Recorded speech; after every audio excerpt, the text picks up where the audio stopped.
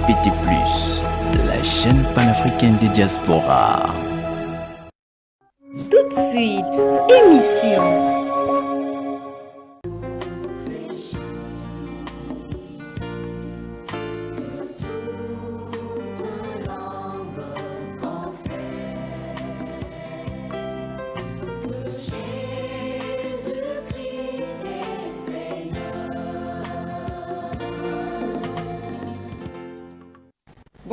Bonsoir peuple de Dieu, bienvenue sur votre émission Le décret de l'Éternel, présentée par l'église La Sainte Doctrine, sise au quartier Makayabou, plus précisément à l'arrêt pharmacie à votre droite, première ruelle dans la ruelle, à la 5e parcelle à votre gauche. Nous continuons toujours avec notre thème qui est intitulé par la vie nouvelle en Christ. En cas de préoccupation, veuillez réagir par des SMS aux numéros qui sont affichés en bas de vos écrans.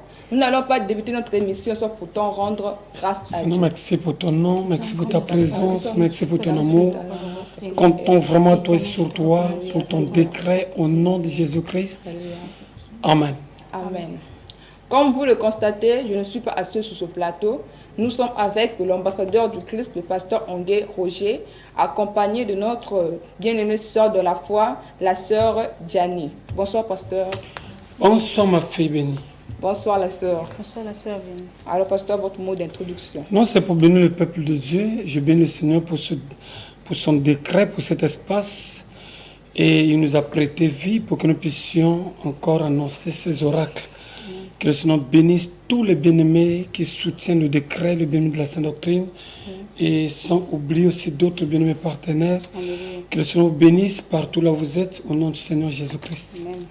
Que le Seigneur soit glorifié. Alors, peuple de Dieu, nous voici à notre moment capital de partage, et ainsi que de questions et réponses. Alors, pour débuter notre émission, nous allons lire dans le chapitre de 2 Corinthiens, le verset 5 au chapitre 5 au verset 17. Je lis au nom de Jésus-Christ. Alors, si quelqu'un est uni au Christ, il est créé à nouveau. Ce qui est ancien est fini, ce qui est nouveau est là. Alors, pasteur, quelles sont les nouvelles choses qu'une personne nouvelle peut impérativement avoir? Je bénis le Seigneur pour ce passage, parce que le Seigneur fait savoir quand quelqu'un est uni en Christ, il devient une nouvelle créature. Amen. Les choses anciennes ont disparu et toutes choses deviennent nouvelles. Alors, quelles sont les nouvelles choses? Et le Seigneur dit à ses disciples en tournant vers eux, il dit, celui qui veut venir en moi doit me préférer que son père, sa mère, son mari, sa femme, ses enfants, sa mère, son père. Et voilà, il va même jusqu'à dire, il me préférera que sa propre vie. Voilà les choses impératives. Est-ce que, pasteur, est-ce qu'une personne peut se préférer que sa propre vie? Mais oui, mais puisque c'est ce qu'il a fait. Vous savez, quand on parle de la nouvelle création, parce que l'ancienne création a été polluée par le péché. C'est-à-dire, ça a été corrompu. Et Dieu a chassé Adam et Ève de son jardin.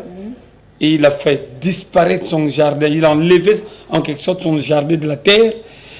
Et c'est un paradis que le Seigneur nous avait donné sur la terre. Mais à cause du péché, Dieu avait chassé l'homme.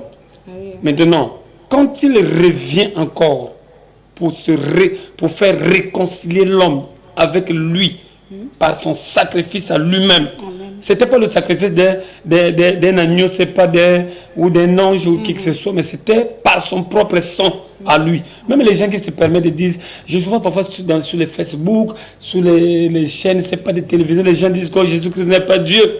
Mais moi j'ai toujours demandé à ces gens-là de me donner le nom du Père de Jésus. Vous voyez?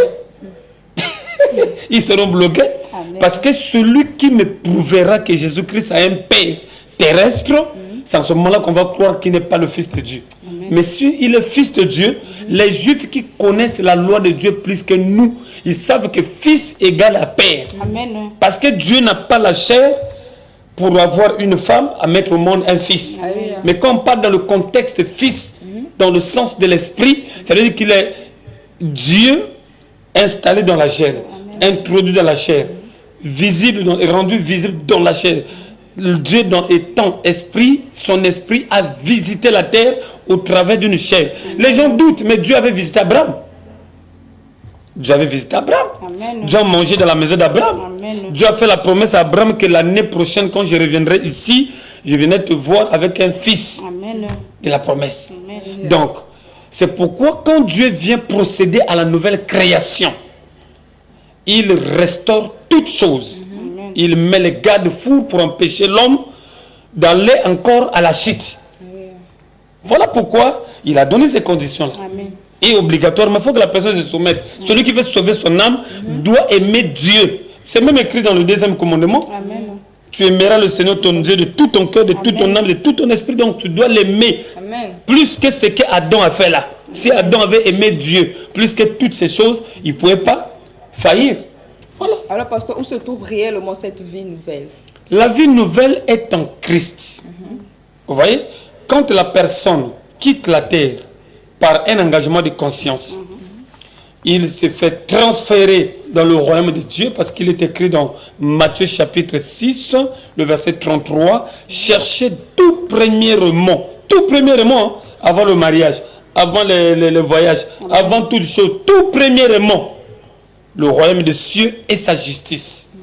Et le reste vous accompagnera.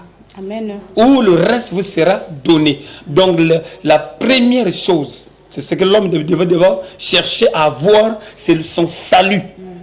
Et la personne qui a reçu son salut, on le détecte par l'amour qu'il a pour son sauveur. Amen. Voilà. Alors, pasteur, cette vie nouvelle est-elle spirituelle ou bien physique? La vie nouvelle est spirituelle. Voici pourquoi le Seigneur pouvait dire à Nicodème, le docteur qui n'a pas compris, mais qui était obligé de se rapprocher pour s'acquérir de la bonne information. Amen. Comment je peux faire pour être sauvé? Amen. Vous voyez, le Seigneur dit, il va dans le même contexte pour dire, si quelqu'un ne naît d'eau et d'esprit, il ne peut pas voir le royaume des cieux. Donc, Alléluia. c'est dans ce même contexte-là, c'était pour amener Nicodème à comprendre que pour entrer dans la vie nouvelle Amen. que le Seigneur est venu installer sur la terre, il faut rentrer dans cet engagement de conscience pour obtenir le pardon de péché Amen. et ensuite recevoir le don de Dieu. Amen. C'est les deux principes. Alors, pasteur, comment peut-on faire pour vivre cette vie nouvelle correctement? Pour vivre cette vie nouvelle correctement, il faut que la personne se rende compte. Il faut que la personne... C'est comme quelqu'un qui va à la pharmacie pour payer un médicament. Il doit se rendre compte que je dois lire le mode d'emploi, la notice, Amen. pour savoir comment je peux prendre ces médicaments. Amen. Parce que s'il prend comme ça, 3 fois par jour, alors qu'on avait dit seulement 1 fois par jour, il va créer encore, il va faire dégrader sa santé. Donc, il faut que la personne ait cette notice-là. Le Seigneur dit que vous ne pouvez rien sans moi. Amen. Vous ne pouvez rien sans moi. Alléluia. Personne ne peut produire la vie nouvelle en lui, en elle, s'il n'a pas Christ en lui. Alléluia. Alors, pour avoir Christ, il faut lui obéir. Parce que Christ, il y a une autre phase que Christ se transforme par la parole. Donc, en obéissant la parole, c'est Christ que nous obéissons, Alléluia. c'est Christ que nous suivons, Amen. et c'est comme ça qu'on peut rentrer dans la nouvelle vie et y porter des racines. Amen. Oui, pasteur, parlons de la vie nouvelle en Christ. Quelle est la différence entre le baptême et la repentance? La différence entre le baptême et la repentance, ça veut dire qu'on ne peut pas arriver au baptême tant qu'on est passé par la repentance. Amen. Et le baptême est la siège de la repentance. Amen. Parce qu'un baptême qui ne se réfugie pas dans la repentance, c'est un faux baptême. Amen. Pour reconnaître que cette personne avait été réellement baptisée, il avait reçu un vrai baptême, on le reconnaît par le fruit qui naît sur ce baptême-là, qui est la repentance. Amen. Voilà ce que je peux parfois... Oui, pasteur, parce qu'il y a de ceux-là qui se disent que moi je suis baptisé, mais on ne voit même pas la vie nouvelle en Christ. Voilà. Nous, on constate que seulement des baptêmes des canards. Voilà. C'est pour cela que je voulais savoir quelle est la différence pour signifier au peuple de Dieu, Voilà. quelle est la différence entre le baptême et la repentance. Oui, on ne peut pas, c'est comme si aujourd'hui nous sommes en train de voir une pagaille qui s'organise, Amen. une personne qui vient faire une présentation hein, à la famille, puisqu'il est poussé par les désirs qui le servent, il doit même la famille, mais il va quand même à la mairie pour dire oh non, j'ai déjà tout fini. Oh, et puis les gens mentent. Hein. Tu as fini, papa a reçu, papa obligé d'accepter parce qu'ils ont comploté. Amen. Arrivé là-bas, donc la personne n'a rien fait parce qu'on ne peut pas aller au mariage si on n'a pas fini la dot. Amen. Vous voyez? Mais dans certaines églises qui se disent de Dieu, aujourd'hui on voit comment des jeunes frères, des papas, des mamans, ils vont au mariage avec des dettes. Amen. Alors que quand on fait la dot, c'est pour fuir les dettes. Tu peux avoir même ta dot sans faire le mariage, tu n'as pas un péché. Amen. Parce que tu as déjà fini avec la dette des parents. Alléluia. La Bible ne devait rien à personne. Ce que nous avons, ce n'est que l'amour qu'il faut tisser pour attendre l'avènement du Seigneur. Amen. Mais nous avons des églises aujourd'hui qui encouragent, frère, va seulement faire ce pas-là et va à la mairie pour l'autre là, pour avoir des avantages de l'entreprise ou c'est pas du ministère de l'œuvre de Dieu pour qu'on te respecte. Pendant ça que dedans, quand Dieu voit son mariage là, il y a un trou de la dette. Amen. Donc c'est comme devant Dieu, c'est comme si on n'a rien fait. Voilà, c'est cette paga là qui s'organise. On ne peut pas être baptisé tant qu'on est repenti. Amen. Une personne qui a le droit d'aller au baptême, c'est une personne qui s'est repentie. Amen. Mais aujourd'hui, nous avons une amalgame terrible qui se passe. Amen. Alors, pasteur, comment peut-on faire pour produire une vie de sanctification en soi? Comment je peux faire pour produire une vie de sanctification? La sanctification est le fruit de la crainte de Dieu. Amen. Je ne peux pas se prétendre être un homme qui s'est repenti si en moi il n'y a pas la crainte. C'est la crainte de Dieu qui produit la sanctification. C'est-à-dire que la personne, quand il te voit pur.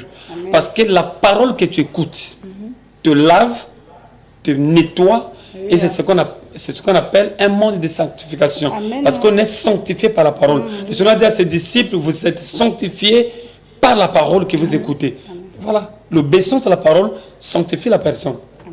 Mais qu'est-ce que nous remarquons aujourd'hui dans les églises? Des sœurs qui se disent qu'on a reçu la nouvelle vie, mais ils sont là en train de mettre les perruques, en train de se maquiller. Est-ce que ces sœurs-là, on peut aussi les qualifier dans le lot des enfants de Dieu? Non, mais le problème c'est quoi? Vous avez parfois un peuple ignorant. Vous avez un peuple aujourd'hui qui a été moulé par des hommes soi-disant de Dieu, mais qui n'ont pas eu mission. Amen. Parce qu'un homme de Dieu ne peut pas parfois avoir toute la Bible dans sa tête, amen, mais le Saint-Esprit qu'il a, avec les 2 versets qu'il connaît, va le pousser à prêcher la repentance. Amen. À lui dire, ma soeur, mon frère, voilà comment un enfant de Dieu peut se conduire, voilà comment un enfant de Dieu peut s'habiller. Parce que quand le serviteur de Dieu dépose le message de la repentance, avec même les 2 mots, le Saint-Esprit qui suit sa parole va instruire ce peuple à double mot que ce que le pasteur n'a pas dit. Amen. Et c'est comme ça que la personne peut avoir la conscience. Si nous sommes en train de prêcher à la télévision, si l'église paye de l'argent pour que la parole soit prêchée à la télévision, ce n'est pas parce que l'église est riche, mais c'est pour donner ce qu'ils ont reçu. Le Seigneur dit, vous savez, il y a une... c'est comme, comment je peux dire cela, une loi qui est dans une église qu'on appelle l'armée du salut à l'Angleterre, qui est dite, nous sommes sauvés pour sauver les autres. Amen. Vous voyez? Amen. Donc ce slogan-là, ça ne s'arrête pas sous le slogan, mais c'est une vie. Un chrétien est sauvé parce qu'il a reçu une mission d'aller sauver aussi les autres. Amen. C'est comme ça quand Dieu dépose Adam et Ève dans le jardin, il leur a créés par ses propres mains. Amen. La vie qu'il a déposée dans Adam et Ève, c'est pour permettre à Adam et sa femme d'aller procréer et remplir toute la création. Amen. Vous voyez? Il dit multiplier, remplissez la terre et dominez toute la création. Amen. Voilà ce que Dieu dit. Et quand les chrétiens se disent, nous allons dominer, et la majorité aujourd'hui parle de la grandeur. Amen. Mais comment quelqu'un parler à la grandeur s'il n'a pas la base? Jésus-Christ dit, sans moi vous ne pouvez rien. Amen. Oh non, nous sommes là pour les choses grandes. Nous ne sommes pas pour les choses petites. Mais pendant que vous êtes dans le péché, vous êtes plus petit. Amen. Vous êtes dominé par Satan. Amen. Donc c'est ce qui fait que les gens ne comprennent rien. Un chrétien véritable doit comprendre que partout là où il va, même à l'école, il doit transmettre la vie. Amen. Et dans cette vie, la première chose d'abord, c'est la repentance. Amen. Parce que le Seigneur dit quoi? Cherchez tout premièrement le royaume des cieux et sa justice. Amen. Ça veut dire que la vie de la sanctification que produit la repentance. Et Parce puis- que Jean-Baptiste dit à cette race de vipères, qui vous a pris à fuir la colère à venir? Parce qu'ils ont eu peur au travers de messages prêchés par Jean-Baptiste. Et il dit quoi? Repentez-vous et que votre repentance porte des fruits dignes. Amen. Vous voyez? C'est ça. Alors, puisqu'aujourd'hui, les pasteurs ont caché la repentance entre les mains Ils n'ont pas caché. Celui qui a, c'est celui qui peut déposer. Amen. Celui qui n'a rien, il ne peut pas déposer. Celui qui te parle miracle, il va te parler de la repentance comment? Lui, ce qu'il a reçu de son père dans la foi, c'est seulement un miracle. Lui aussi va continuer comme ça, miracle. Miracle dans la saleté. Alors que le miracle de la saleté, Dieu n'est pas là. Voilà. Alors, parce que certaines personnes ne comprennent pas c'est quoi le péché. Alors, c'est quoi réellement le péché de la vie d'un homme? Voilà. Qu'est-ce qui représente le péché dans la vie d'une personne? Ce qui représente le péché en général, c'est le manque de Jésus-Christ dans la vie d'une personne. Amen. Quand une personne n'a pas reçu le Seigneur, comme Jésus-Christ comme Seigneur et Sauveur de sa vie, cette personne, c'est un pécheur. Amen. Vous voyez? Maintenant, sa condition sera aménagée par sa foi à la parole. C'est la parole qui va l'attirer vers Dieu. Amen. Et qui va lui donner les méthodes à accomplir pour arriver au stade des enfants de Dieu. Voilà. Alors, parce que comment faire pour vaincre cela? Comment je peux faire pour y vaincre? Parce que nous sommes dans un monde où Satan a pris la tête. Et c'est pourquoi le Seigneur dit que le monde est dans les ténèbres et les hommes marchent dans l'obscurité. Amen. Vous voyez? Comment je peux faire pour vaincre? Il faut que je croie à la parole. Amen. Il faut que je me force. Parce que le Seigneur dit que le royaume des cieux, depuis le temps de Jean-Baptiste, le royaume des cieux est devenu forcé. Donc si tu ne forces pas pour s'abstenir de ce qui est terrestre, tu ne peux pas entrer. Alléluia. Alors, pasteur, pour l'autre là, que pouvez-vous dire à ceux-là qui ont reçu la nouveauté dans leur vie, mais qui continuent encore dans le péché? Bon, vous savez, le Seigneur nous a donné le modèle dans Luc 8. Il nous a parlé de sémeur qui est entre un monsieur qui avait des grains et qui pouvait s'aimer. Ces graines qu'il s'aimait, il y avait une partie qui était tombée dans une terre pierreuse, Amen. une partie sableuse, une partie fertile. Il y a eu au moins 3 parties comme ça de la terre qui ont été mentionnées dans ce chapitre de Luc 8. Alors vous voyez, nous avons dans les églises des hommes et des femmes ou dans ce monde Amen. des gens qui ressemblent à cette terre. Il y a des gens qui écoutent la parole à l'église, mais en sortant des portes de l'église, ils oublient ce qu'ils ont écouté. Amen. Ça, c'est Satan qui surveille leur vie, qui a mis à leur côté un esprit de contrôle pour les empêcher d'entrer à la repentance Amen. et dans la nouvelle vie. Amen. C'est pourquoi vous avez des chrétiens aujourd'hui qui sont de plus en plus torturés par Satan, par les liens de la famille, parce qu'ils n'ont pas eu cette capacité de croire et de veiller sur l'applicabilité de ce qu'ils ont cru. Amen. Amen. Mais il y a d'autres qui, à cause des soucis de la vie, la parole ne leur servait rien. Vous voyez, il a écouté la parole. Le Seigneur nous dit, repentez-vous, abandonnez le péché. Il sort là, il n'a pas les capacités, la force d'obéir. Amen. Et en face de la tentation, il tombe. Amen. Ce sont les gens qui viennent à l'église, mais qui fréquentent aussi le péché, par les faiblesses. Amen. Et le conseil qu'on peut leur donner, c'est de comprendre que sans la justice du royaume des cieux, personne ne peut y entrer, Amen. ni voir. Alléluia. Alors, pasteur, comment faire pour être léger de la présence de Dieu? Comment je peux faire pour être léger à l'applicabilité de la parole de Dieu? Alléluia. En réalité, Amen. comment je peux faire? C'est pour... Il y a un homme qui a dit, ne ratez pas le début. Amen. Vous savez, dans la vie chrétienne, tout va du début. Amen. Dans la manière dont tu as écouté, comment tu as écouté, Amen. comment tu t'es forcé à faire les premiers pas dans le Seigneur. C'est ce qui va t'aider par la suite. Amen. Mais si au départ tu as fait introduire la négligence sur l'applicabilité de la parole que tu as écoutée, ça sera difficile pour toi de rattraper et ça sera difficile. Amen. Oui, pasteur, il y a une sœur qui m'a vu, qui m'a Ah, dit mon DP dit que ça reste 10 minutes. une femme a un ministère. Ex-DP. Une femme peut avoir un ministère. C'est pour cela, En parlant de la nouveauté, est-ce qu'une femme réellement peut avoir aussi un ministère? Non, la femme n'a pas un ministère dans le sens de gérer l'église, de commander les gens. Vous savez, quelle que soit l'évolution du monde, on ne peut pas avoir un nouveau dictionnaire Amen. ou une nouvelle conjugaison qui viendra changer la donne. Même quand les gens parlent, oh, la Bible a connu beaucoup de modifications. La Bible n'a jamais connu beaucoup de modifications. Amen. Ce qui est du commencement et à l'Apocalypse, c'est pareil. De la Genèse à l'Apocalypse, c'est pareil. Ce n'est que les versions qui ont été appliquées pour rendre un peu compréhensible et lisible la compréhension de la parole. Vous voyez? Donc ça veut dire qu'il n'y a pas eu modification. Il n'y a pas un verset qui a été modifié. Il n'y aura jamais dans la conjugaison française un article qu'on va nous présenter pour dire qu'elle va prendre la place de il. Ça sera difficile. Vous voyez?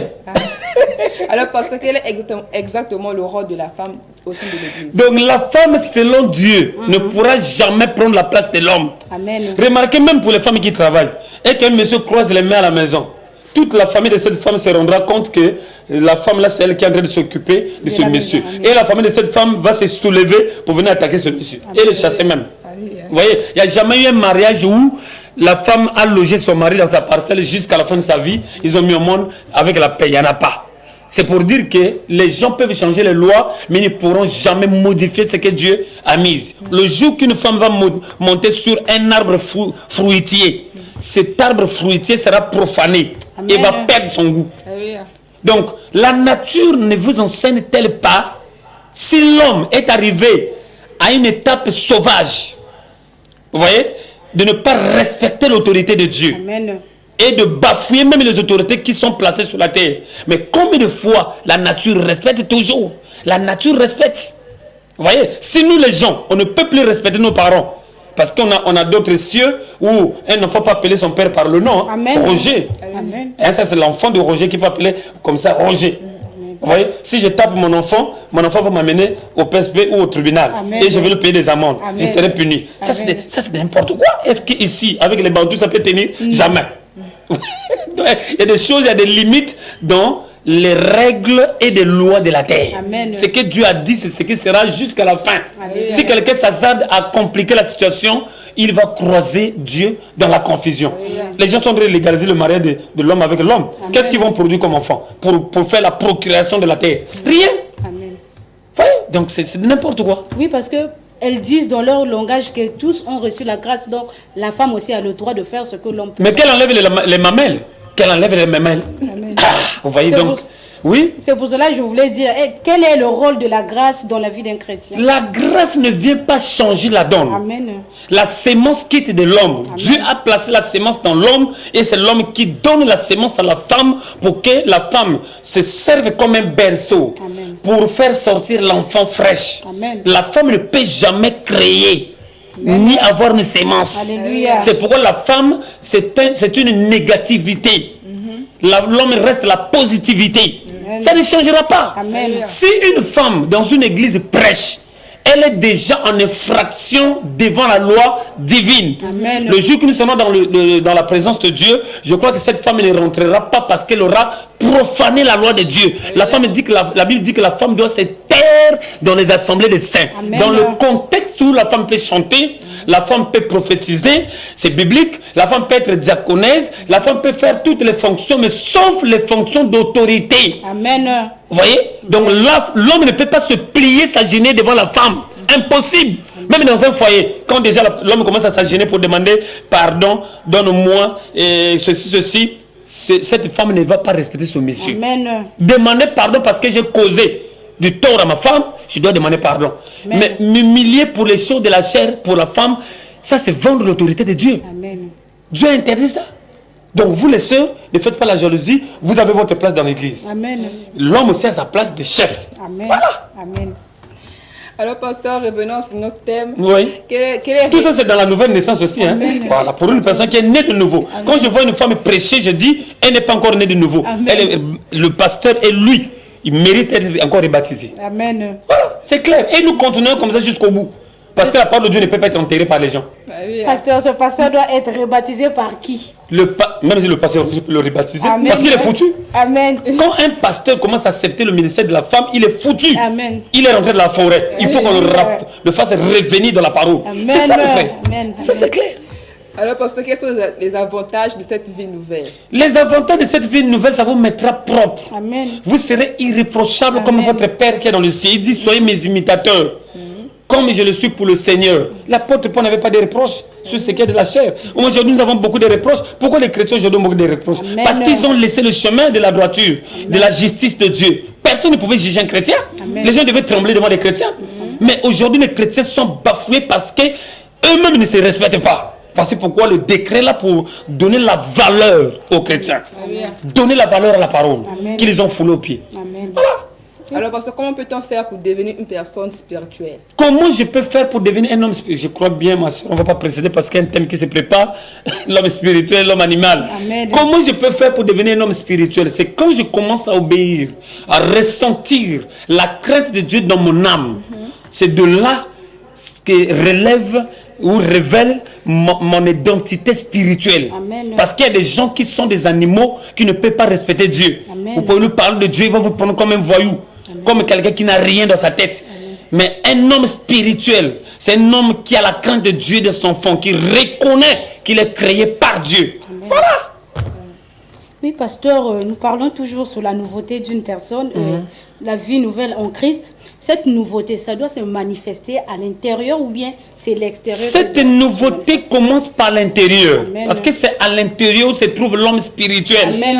Qui est éclairé par la grâce de Dieu, gracié. Amen. Et il fait ressortir le fruit de sa transformation au travers de votre chair. Amen. Une personne qui croit seulement à la tête, qui ne croit pas du cœur, ne peut jamais être un homme spirituel ou une femme spirituelle ou une nouvelle créature. Une nouvelle créature, c'est un homme transformé, renouvelé dans son intelligence Amen. spirituellement. Amen. Et qui produit le fruit de la repentance jusqu'à l'extérieur. Amen. C'est une personne où vous avez même... Oh, le DP dit que ça reste 3 minutes. C'est une personne où vous êtes même dans un foyer, il ne sait pas comment gifler une femme. Parce qu'il a été brisé. Vous voyez? Mais il y a des frères aujourd'hui qui tapent même les femmes. Même il y a des pasteurs qui tapent les femmes. Amen. Après, il dit que si tu dis là-bas dehors, tu verras ce que je vais te faire.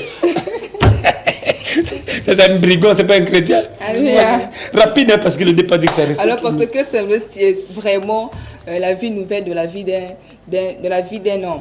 La vie nouvelle dans la vie d'un homme, ça donne l'avantage à tout le monde. Ça veut dire que la famille sera heureuse d'avoir une nouvelle personne. La société aussi va en profiter. Parce que si dans le Congo, on a au moins seulement 100 chrétiens véritables, Amen. la température même de la crise va disparaître parce que les gens ont reçu la parole, ils la pratiquent. Amen. Voilà, ça change la donne. Même dans la vie de Pont Noir, il y aura la crainte. Bonsoir, pasteur, c'est la sœur Céline. Comment faire pour faire sortir cet homme spirituel? Comment je peux faire pour faire sortir l'homme intérieur? C'est comme ça? Oui. Voilà. Comment je peux le faire? C'est en obéissant la parole. On écoute avec les oreilles de la chair, mais réellement, le bon entendement, c'est avec l'homme intérieur. Amen. Quand l'homme intérieur est sauvé, ça transforme l'homme charnel. Amen. Ça veut dire que quand votre intérieur a reçu la nouvelle naissance, votre extérieur se soumet Amen. à l'homme intérieur. Amen. C'est comme ça que c'est fait. C'est là où vous allez voir un frère qui était bordel, mais il est changé. Amen. Une sœur qui avait mouté le colo, mais qui est maintenant douce, calme, qui est dans la sanctification. Amen. Parce que l'intérieur domine sur l'extérieur. Amen. C'est pourquoi le Seigneur dit, l'Esprit de Dieu rend témoignage à votre esprit que vous êtes devenu enfant de Dieu Amen. au travers de cette présence de la nouvelle naissance. Amen. Oui, pasteur, nous allons faire la lecture. Rapidement, parce que le début nous avait déjà signalé. Verset 10. Et ayant revêtu l'homme nouveau, qui se renouvelle dans la connaissance selon l'image de celui Voilà. qui a créé, il n'y a ni ici grec, ni juif, ainsi de suite. Maintenant, pasteur, je peux dire aussi, parce qu'il y a eu la sœur là, elle s'est maintenue pour dire qu'il n'y a ni grec, ni juif, ni barbare. C'est Donc, pourquoi le départ dit qu'on a tout fini. Donc, cette femme qui se maintient qu'elle doit prêcher parce qu'on a Amen. dit dans la Bible qu'il n'y a ni grec, voilà. ni juif, il n'y a pas ni esclave, il y a pas mais qui veut prendre l'autorité de l'homme. C'est une femme insolente. Elle ne connaît pas Amen. Dieu. Amen. Elle ne respecte même pas son mari Amen. parce qu'elle ne respecte pas Dieu. Amen. Celui qui respecte Dieu, le Seigneur dit que vous les reconnaîtrez par leurs fruits. Alléluia. Une personne qui et qui a obtenu un vrai baptême, qui rentre dans la nouvelle dispensation, la nouvelle vie en Christ, cette personne la prouve par l'obéissance de la parole. Quand le réveil est arrivé en Afrique, on a vu des femmes qui avaient la possibilité d'ouvrir des églises, c'est-à-dire qui avaient la possibilité dans leur famille, dans les groupes de prière, d'avoir la possibilité des églises, mais qui se reconnaissaient qu'ils ne pouvaient pas annoncer la parole. Ils appelaient les pasteurs pour venir envoyer des frères prêcher. C'est comme ça qu'ils ont le réveil ici. Maintenant, comme il n'y a plus le réveil, tout le monde maintenant dort. C'est normal que les vilaines choses se présentent. Amen. Celui qui est de Dieu doit obéir à la parole. Il doit prouver qu'il est changé, qu'il est transformé. Amen. Vraiment que le Seigneur bénisse son église et que ceux qui ont des oreilles écoutent ce que l'Esprit dit à l'église. On ne force personne. Amen. Que le Seigneur bénisse. Que le Seigneur soit encore béni pour la grâce de ce soir qui ne cesse de nous accorder nuit et jour comme une opportunité. Nous voici à la fin de notre émission qui avait pour thème la vie nouvelle en Christ. Nous étions avec l'homme de Dieu, le pasteur Ongué Roger, accompagné de notre sœur Gianni. Votre émission, le décret de l'Éternel, passe chaque jeudi en direct à partir de 20h30 et la rediffusion se trouve chaque mardi à partir de 21h30. Pour ceux-là qui veulent être en lien avec le pasteur Ongué Roger, vous pouvez le contacter aux numéros qui sont affichés en bas de vos écrans. Pour ceux aussi qui veulent soutenir l'émission, le décret de l'Éternel, vous pouvez envoyer vos contributions aux numéros qui sont affichés en bas de vos écrans. Si vous étiez scotché ce soir grâce à l'équipe technique qui s'est tenue aux caméras par le frère Kevin, le différent, et à la programmation par le DP Elios Boisbel. Seigneur, merci pour ton nom, merci pour ta présence. Bénis cette chaîne, bénis le PDG de cette chaîne, bénis la directrice générale, tous les directeurs, tous les travailleurs, tous les stagiaires soient contaminés de ta grâce. Bénis tous les frères et sœurs qui ont suivi avec attention ce message et merci pour l'obéissance à la parole. Que toute la gloire te revienne au nom de Jésus-Christ de Nazareth. Amen. Amen. Restez debout comme nous sommes là, toujours debout par la grâce de Dieu, ma fille. Amen. Que le Seigneur bénisse. Amen. Ma fille, que le Seigneur comble. Amen. Voilà.